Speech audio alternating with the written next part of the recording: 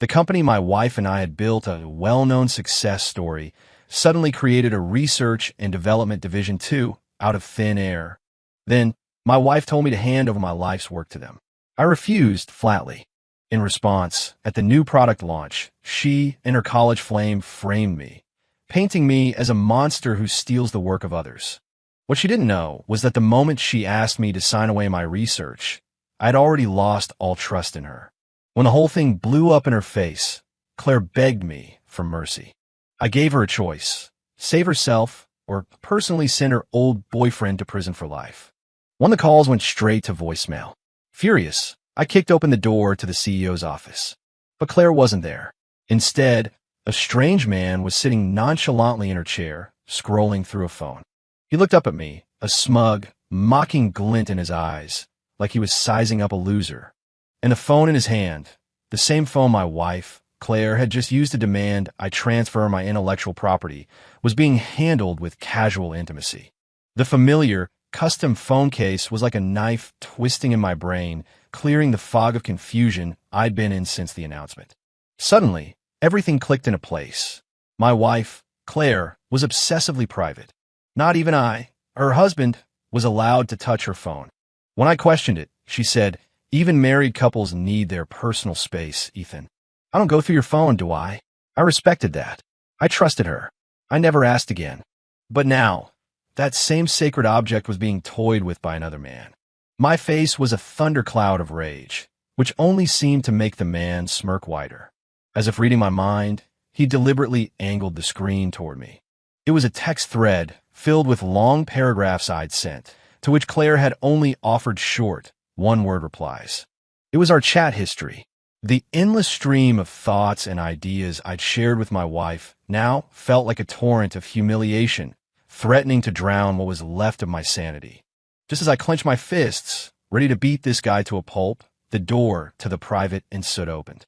Claire emerged, dressed in a designer gown, her face alight with a joy that had nothing to do with me. "Leo, what do you think of this one? Do you like Ethan? What are you doing here?" Lau, she called an outsider by a pet name, and she called her own husband Ethan. I felt a cold hollowness spread through my chest, disgusted with the flicker of hope I'd had that maybe this guy had just snuck into her office. My icy gaze swept over the flash of panic on Claire's face, then to the so-called Leo, who now looked equally flustered as he quickly put down her phone. Ignoring her question, I shot back with one of my own. "What's the matter? Am I, the CEO's husband, not supposed to be here? Or did I interrupt something?" Claire's expression hardened. "Ethan, what the hell is wrong with you? Leo is the new head of R&D too. He was here to give me a progress report. Can you get your mind out of the gutter for 1 second? If you put half this energy into your work, this company would have gone public years ago." I laughed, a bitter, humorless sound. I pointed a finger at the man, who was now doing his best impression of a kicked puppy. "Then you tell me," I roared. "Does reporting progress involve sitting in the CEO's chair and playing on her personal phone? Professionally, that looks a hell of a lot like corporate espionage." And personally, my voice dropped to a deadly whisper, my eyes narrowing.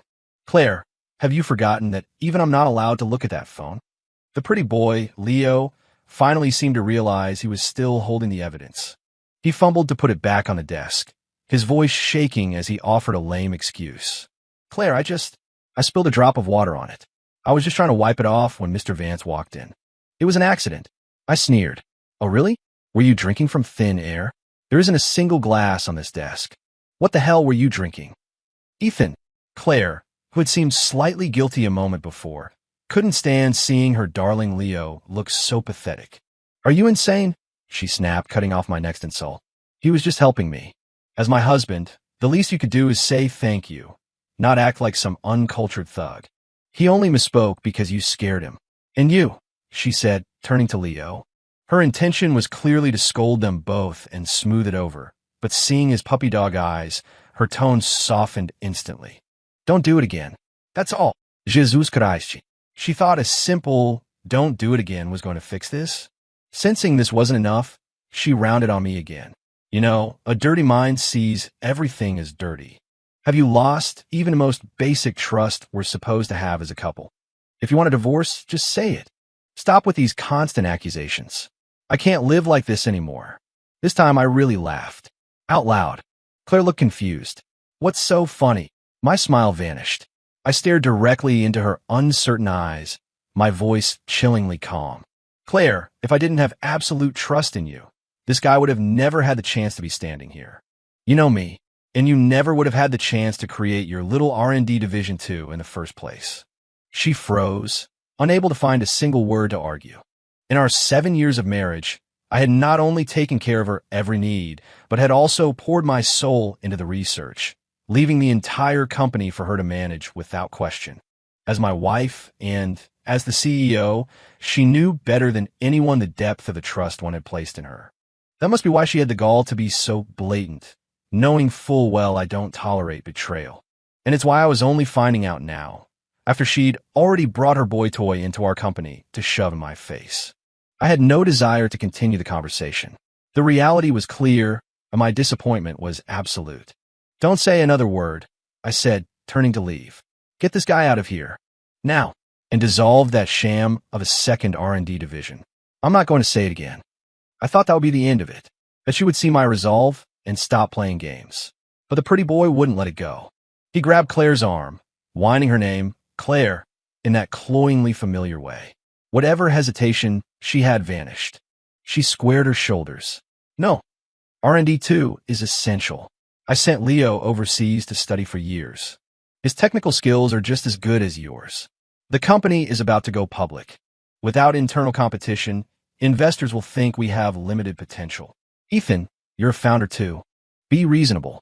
If not for us, do it for the company we built together. For me. Please, can you just stop making a scene?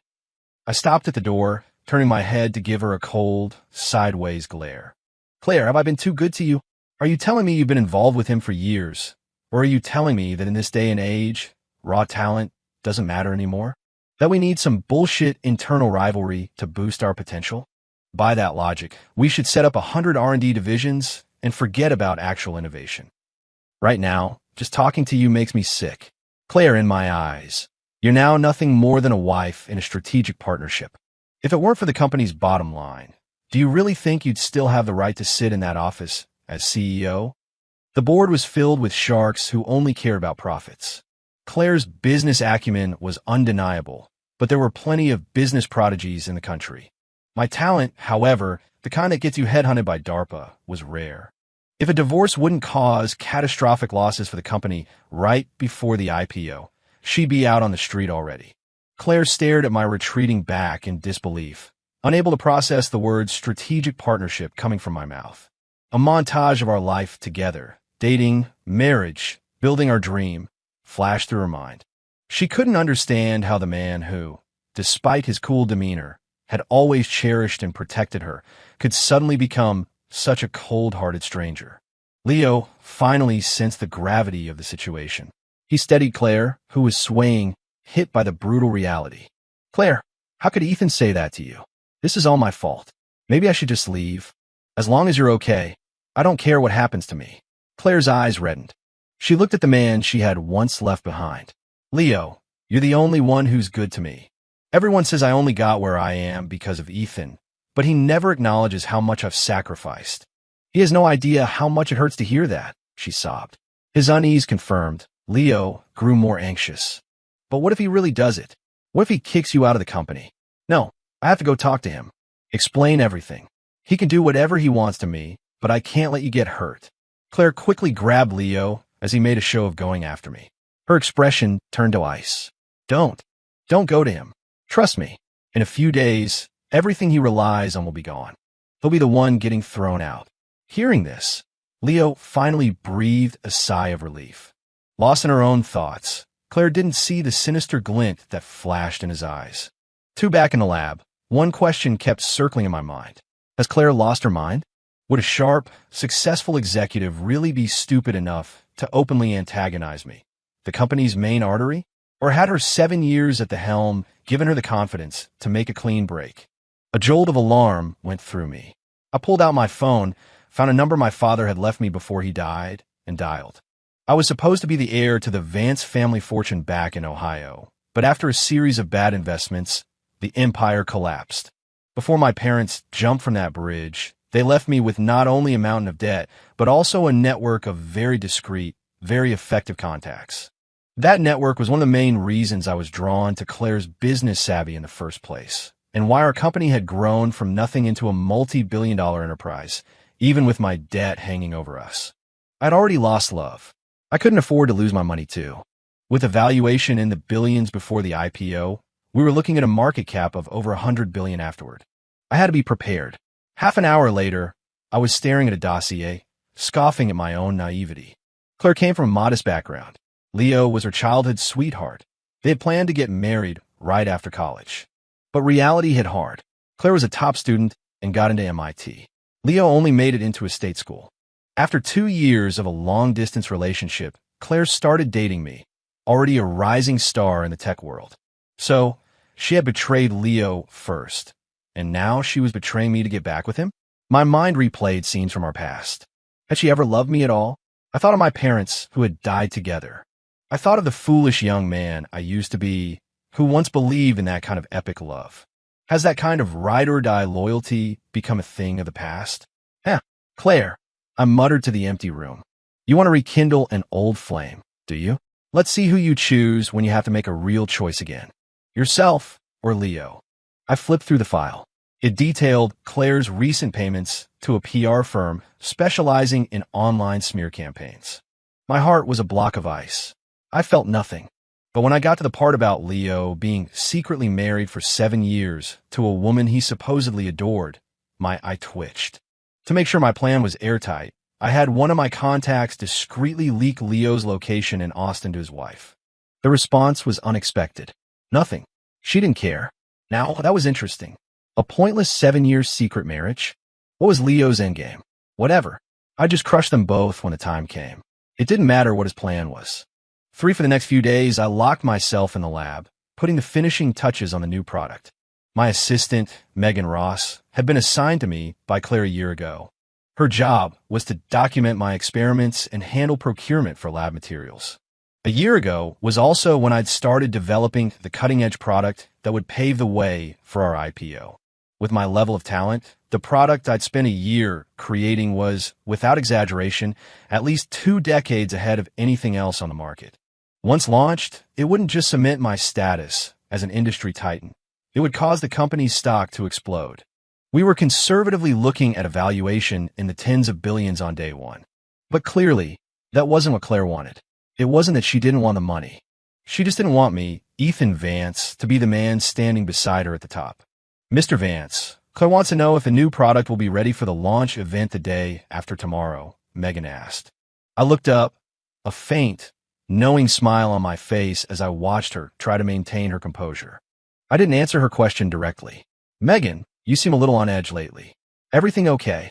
A flicker of panic crossed her face before she quickly covered it up. Not at all, Mr. Vance. I'm just excited for you. After a year of hard work, your new product is finally about to be unveiled. Is that so? I said, feigning ignorance. Well, you've been a huge help, Megan. You deserve a lot of credit for this launch. Go tell Claire that yes, it will definitely be ready for the presentation. Oh, and one more thing. I called out as she was leaving, putting on an irritated tone. That pretty boy, Leo, hasn't been around, has he? I can't believe Claire wanted to give him my research. What a joke. I mean, the guy went to Texas State. He probably can't even read a basic schematic. Megan's expression was awkward. You're exaggerating, Mr. Vance. Leo is just a pretty face. He's nothing compared to you. I sighed dramatically. I know, right? You're the one who's been here all year, meticulously compiling all my research logs. The only way he could steal my work is if he managed to bribe you. Her secret was out. Megan flinched, her face paling. She mumbled an excuse and hurried out of the lab. I watched her retreating figure, a cold smile on my face, and silently removed the contact lenses from my eyes. They were my new product, the world's first fully integrated AI-powered augmented reality contact lenses. Time flew. In the blink of an eye, it was the day of the Apex Innovations' new product launch. As one of the country's most watched tech unicorns and a famous husband and wife-led company, the event drew everyone. Industry rivals, tech journalists, venture capitalists, and even government officials. Everyone knew this product was the linchpin for their IPO. After years of impressive but incremental releases, this one was expected to be revolutionary. At the same time, a series of posts from a so-called company insider started trending online. Shocking. Apex Innovations founder Ethan Vance, a fraud, routinely steals and buries employees' work. Bombshell. CEO Claire Sterling has suffered under her abusive husband for 7 years. Revealed. The true genius whose work was stolen is. I had to laugh. Seriously, if you're going to hire an online mob, at least get a professional. Couldn't they even vary the headline format? It was so obviously a coordinated attack. Even if people didn't suspect the cheating couple, they'd assume it was a smear campaign from a competitor. The only goal was to stir up controversy and get the story trending. It seemed Claire didn't just want to ruin my reputation in the industry. She wanted to erase me completely. Makes sense. Once you decide to burn a bridge, you burn it to the ground. She wouldn't be able to sleep at night otherwise. The person who knows you best is often your enemy. Unfortunately for me, my enemy was the woman I once loved. We're here, Mr. Vance. The driver had barely pulled up before a swarm of reporters, smelling blood in the water, descended on the car. My assistant, Megan, looked visibly nervous. I chuckled. Don't worry. Just do what you're supposed to do. You won't get another chance after today. She missed the double meaning in my voice. Of course, she was probably thinking, after today, Ethan Vance will be a disgrace, and I'll be far above his station. As expected, the reporters didn't ask a single question about the new product. It was all about the trending hashtags. I caught a glimpse of Leo Kane waiting by the hotel entrance, a smug look on his face, enjoying the show. I smirked, and instead of pushing past the reporters, I stopped. I scanned the crowd. Their faces were a mix of emotions: excitement, glee, anxiety, anticipation. Megan, for her part, was playing the role of the dutiful assistant, trying to push the reporters back with the help of security. I told her to go inside and help with the setup, then I cleared my throat. It's fascinating, really. I began, my voice carrying over the din. You're all here because of some nobody from state school, ready to question a PhD from MIT. What? You think your judgment is better than DARPA's? More than half the reporters looked ashamed. My recruitment by DARPA as an undergrad had been public knowledge. Back then, I was buried in books and research, trying to restore my family's name and pay off an astronomical debt. I was making headlines. Leo, meanwhile, was just another anonymous sophomore. Suddenly, one reporter pushed forward.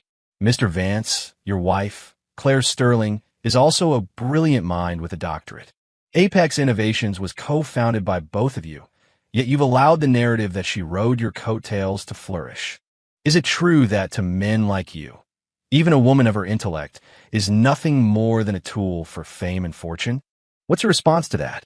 My expression didn't change. I looked directly at the female reporter, who met my gaze with a defiant, self-righteous glare.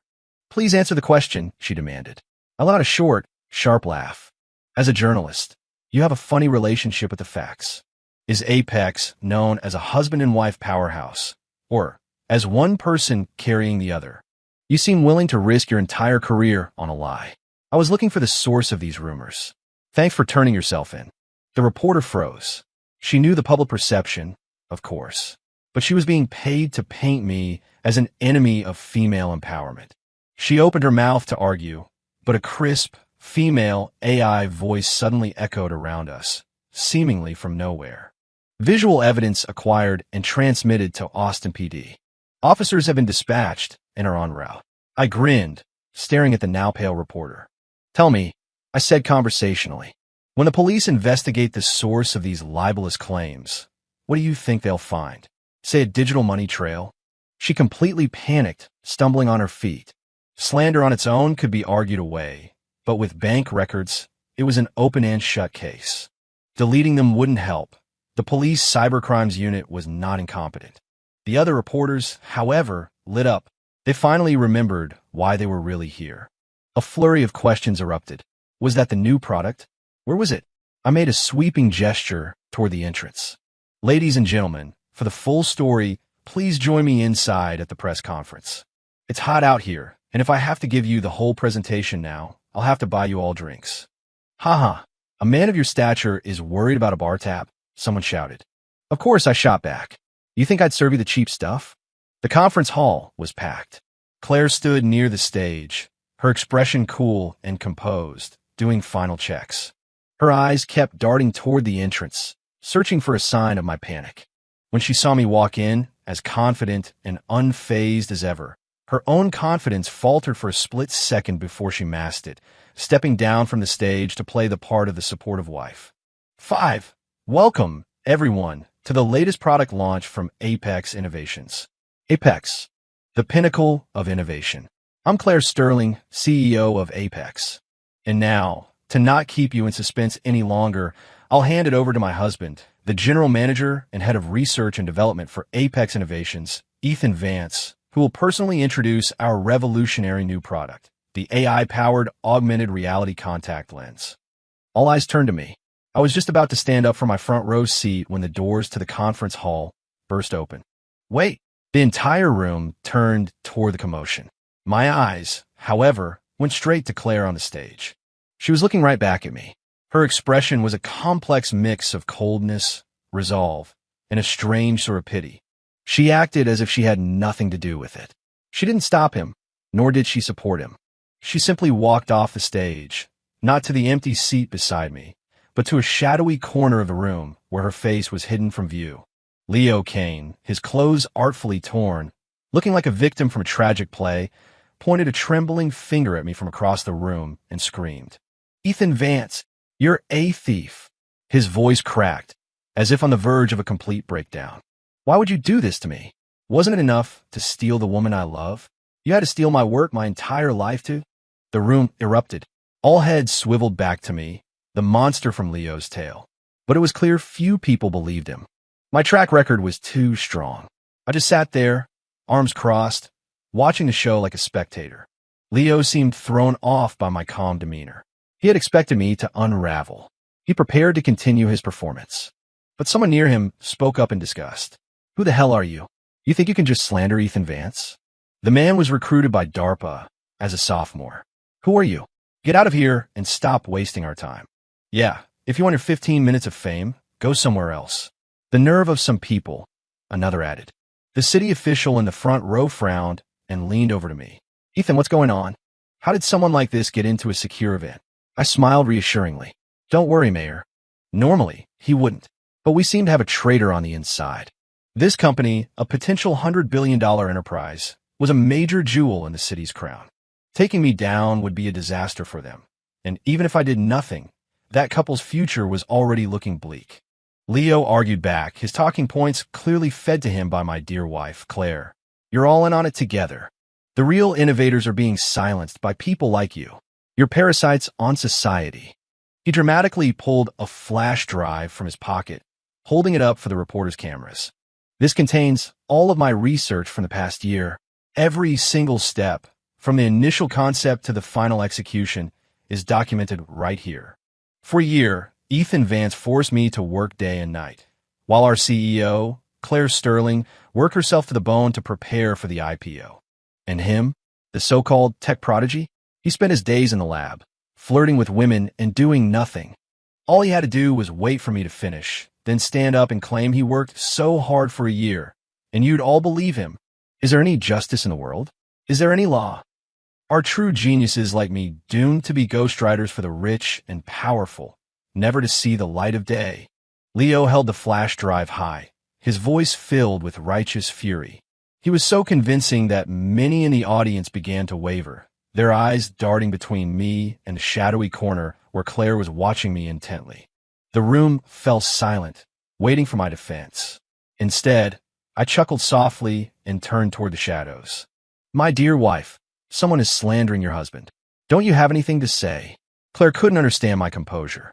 Hadn't he heard Leo? The flash drive contained a full year of research logs. The lab's security footage had been deleted. Why was he so calm? To Leo's surprise, Claire didn't follow their plan and point the finger at me. Instead, she walked back to the podium and took the microphone. My apologies, everyone. As you all know, my husband and I have our own distinct roles at Apex. We don't interfere with each other's work. I handle the business side. He handles the research. We both work incredibly hard. It's not as dramatic as our former colleague, Mr. Kane, is making it out to be. A reporter immediately jumped on her words. Ms. Sterling, you said you don't interfere. Does that mean you're not aware of what goes on in the lab? Claire looked appropriately flustered. I'm sorry, but trust is the most important thing in a marriage. I trust my husband. His brilliance is what drew me to him in the first place. The room buzzed again. Claire's words were a masterclass in plausible deniability.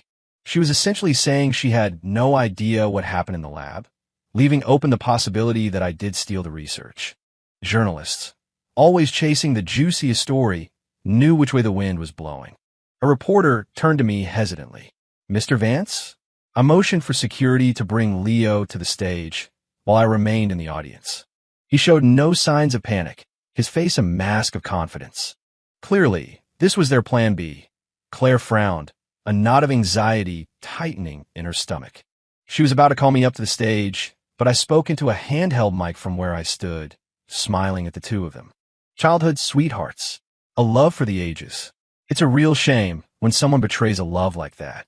They deserve to suffer, don't you think? The audience was baffled by my strange comment. Only Claire and Leo's faces changed slightly, but they recovered quickly. It seemed Claire had anticipated this move as well. Ethan, what are you waiting for? Let's not waste everyone's time. People in the audience were pulling out their phones, the trending headlines still at the top of their feeds. A brilliant wife oppressed by her husband, a genius betrayed by his mentor. The story was writing itself in their minds. I walked onto the stage. Seeing Leo's still indignant expression, I found it amusing. There's an old saying, I began. The burden of proof lies with the accuser. You think you can ruin my name with nothing but your words? If everyone did that, I'd spend my entire life running around trying to prove I'm not a monster. Leo held up the flash drive triumphantly. I have the research logs. You don't. I scoffed. And how do I know an insider didn't steal them and give them to you? Leo looked as if he'd been waiting for me to say exactly that. The next second, the conference hall doors opened again. A woman's voice rang out. I can prove that Leo Kane wrote those research logs. 6. It was Megan Ross, wearing the same mask of righteous indignation as Leo. She walked to his side, turned to the audience, and held up her phone. Many of you probably recognize me, she declared. That's right. I'm Megan Ross, the on-paper assistant to the great tech prodigy, Ethan Vance. But in reality, I was the assistant to the man standing beside me, Leo Kane. For a year, I've watched a true talent be ignored. Because of Mr. Vance, countless geniuses have been silenced. Most of them come from nothing, no money, no connections. Faced with his threats, they had no choice but to give up. The room was in an uproar once more. Megan had been my public-facing assistant for a year. Her identity was verifiable. Could be true. Was the tech prodigy Ethan Vance really a fraud who preyed on unsung geniuses? A rival CEO in the audience sneered. And to think I've been competing with a fraud like that for almost a decade. It's humiliating. You think you're qualified to compete with me? I shot back, not missing a beat. Between the two of us, who's the real humiliation? Out of all our competitors here, are you even the top 50? No one expected me to have the nerve to bite back at a time like this. The people who had been about to pile on clamped their mouths shut, deciding to wait and see. My dominance in the industry over the last few years had been too absolute. With so many reporters present, speaking out of turn before the facts were settled could lead to serious embarrassment. Mr. Vance, Megan cried out, her voice filled with theatrical grief. Are you going to keep denying it? Don't you feel any shame? The brilliant minds you've suppressed are this country's future. They already had it hard enough coming from poor backgrounds, and you had to stop. I interrupted, cleaning my ear with my pinky. You think they had it harder than me? As everyone knows, my parents were forced into bankruptcy and suicide, leaving me with billions in debt. I'll ask you, who in this country has had it worse than me? Megan was stunned into silence. Claire's face, however, changed dramatically. She frantically tried to signal Megan, but she didn't see it. Don't be ridiculous, Mr. Vance. You come from the Vance dynasty in Ohio. How could you possibly have billions in debt? The audience grew suspicious again. I had made my name as a sophomore in college. If I had been carrying that kind of debt, I would have been crushed by it. Many of the informed guests looked toward the mayor in the front row. He had been the district administrator where my family lived when everything fell apart. He had been the one to co-sign on my restructured loans. And with the help of my father's contacts, I had managed to avoid dropping out of MIT to work off the debt. But because I'd become successful so quickly, very few people knew the full story. Rumors had even spread that the Vance family fortune was never truly gone, which was how Apex Innovations had grown so fast. Not only did Megan not know, but it seemed even Claire, the mastermind of this whole charade, had only vaguely remembered. The crisis had been dealt with so swiftly. The Vance family went under in the spring of my freshman year, and by the end of my sophomore fall semester, the debt was manageable. I met Claire the following spring. Realizing her mistake, Megan looked to Claire for help. From a corner out of the audience's view, Claire quickly tapped her own phone. Megan understood immediately. She raised her phone again and said, "A corner giant is still a giant. Who knows what hidden assets your family left you? In any case, the evidence I have proves that the product being launched today and the research logs on this drive belong to Leo Kane." Leo chimed in on cue. "That's right. Megan was with me every day. She was there when I was running my experiments. No one is a better witness than her." Claire feigned anxiety. "Ethan, what is going on? Did you really?" She gave Megan another look. Before I could speak, Megan opened a file on her phone, which was already connected to the room's main display. A video of Leo supposedly writing the research logs began to play. But in the next second, the audio that came from the speakers made Claire, Leo, and Megan's faces turn ashen. "Megan, you seem a little on edge lately. Everything okay?"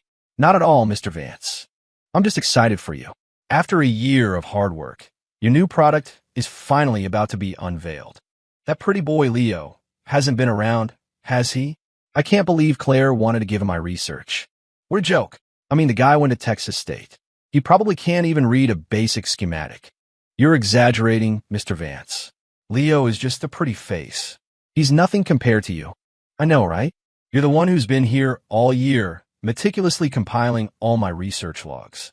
The only way he could steal my work is if he managed to bribe you." The video was a recording of my conversation with Megan in the lab a few days earlier. The reporters in the audience scrambled, their cameras flashing. This was it, the smoking gun. It was a clear-cut case of conspiracy and slander. "Turn it off," Leo screamed, kicking Megan to the ground. "Turn that goddamn thing off. It's fake," he shrieked. "It's all fake. Ethan Vance faked the video. I'm not a pretty boy. I'm the real inventor."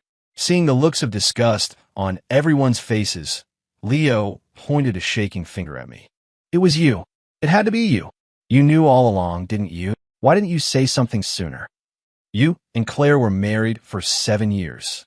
How could you be so cruel? Did you have to destroy her in public to be satisfied?" Claire was also staring at me, but unlike Leo, she wasn't hysterical. She rounded on him. "Shut your mouth. This was a scheme between you and Megan. What does this have to do with me? My husband and I are a model couple in this industry. I stood by him this whole time. Don't you dare try to ruin our relationship." Despite her words, her eyes pleaded with me. She was smart. She knew from the video's perspective where the camera had to be. And for the big product launch, Claire was, of course, also wearing a pair of the new augmented reality contact lenses. That meant that I likely knew everything she and Megan had discussed after arriving at the hotel. Her life, from the moment she put those lenses in, was in my hands. She had every reason to be terrified. "Ethan, I was wrong. For the sake of our marriage, please forgive me just this once," she begged, her voice now soft and desperate. This was probably the most sincere she had ever sounded. Leo, astonishingly, also looked at me with a sliver of hope, begging for his own life. "Mr. Vance, it was my fault. I was blinded by greed. Claire had nothing to do with this. It was all Megan. This bitch put me up to it. I'll confess to everything." The fool was probably still dreaming that if he saved Claire, she would get him out later. As for Megan, her hysterical accusations were ignored. A moment later, police officers, who had been waiting outside, came in and took her away. When Claire saw the police and saw the disgraced female reporter from earlier being led away with them, her face fell. Things were even worse than she had imagined. It wasn't a possibility anymore. I had cold, hard evidence that she had paid off the press. "Don't panic," I said, putting down the microphone. My voice was low, audible only to Claire and Leo. I'll give you a choice. Either you sign the divorce papers and walk away with nothing, or you personally send this pretty boy to prison. And I mean for a long, long time. You know my connections with DARPA. I could have him labeled a foreign agent. A matter of national security. Leo's face went white. No, please no. Mr. Vance, I was wrong. I swear I was wrong. Please, I'm begging you, let me go. I don't want to die. I don't want life in prison. Even 15 or 20 years will ruin me. Please. Claire stared at me, horrified. Do you really want to divorce me? Leo, on the verge of a total collapse, grabbed at Claire's dress, trying to get her to plead for him. But Claire, looking utterly heartbroken, violently shook him off. Leo, I'm sorry. I love my husband. Of course. Claire only ever loved herself. A person like that deserves a fate worse than death. Leo was completely crushed. He stopped begging and scrambled to his feet, his eyes filled with a dead, hollow look as he stared at me and Claire. I took a step back, a slow, cruel smile spreading across my face. Leo, did you forget about your wife back home? Secretly married for 7 years. All for today, wasn't it? Like I said, people who betray true love deserve to suffer. Claire looked as if she'd been struck by lightning. She froze. What wife? Leo, you're married? Leo let out a hollow, rattling laugh. That's right. People who betray true love deserve to suffer. But I never betrayed my wife. I love her. This is all your fault. His demeanor shifted in an instant. He pulled a small fruit knife from his pocket. If you had just answered my calls back then, if you had just lent me the money, my father wouldn't have died in agony on a hospital bed because he couldn't afford treatment. My mother wouldn't have died of grief right after him. By then, your company with this bastard was already taking off. A few $100,000 would have been nothing to you. It was you, Leo screamed, his voice raw with years of hatred. You were so afraid of this asshole finding out about us that you refused to take my calls, and you killed my parents. We were the ones who promised to spend our lives together. You promised you'd marry me after graduation. My plan was to wait for you to destroy this bastard. Then I was going to destroy you and take everything. Too bad. It all fell apart. But it doesn't matter. We can all die together. Claire didn't have time to run. Leo lunged, plunging the knife straight into her heart. The moment he moved toward her, I was already sprinting in the other direction. 7 after the press conference, the company went public as planned. Riding the wave of technology that was 2 decades ahead of its time, Apex Innovations' market cap soared to over $100 billion. I became the chairman of a megacorporation. Megan Ross was sentenced to 10 years. The reporter got 3. Leo Kane, for his numerous crimes, received the death penalty with no chance of appeal. I had Claire's ashes thrown into a pigsty on a farm in the countryside. I bought a few dozen sows to live there, to trample her remains into the mud and filth for eternity. As for me, I went back to my research. At 40, I married a colleague I had worked with for years. We had a son and a daughter. They were adorable.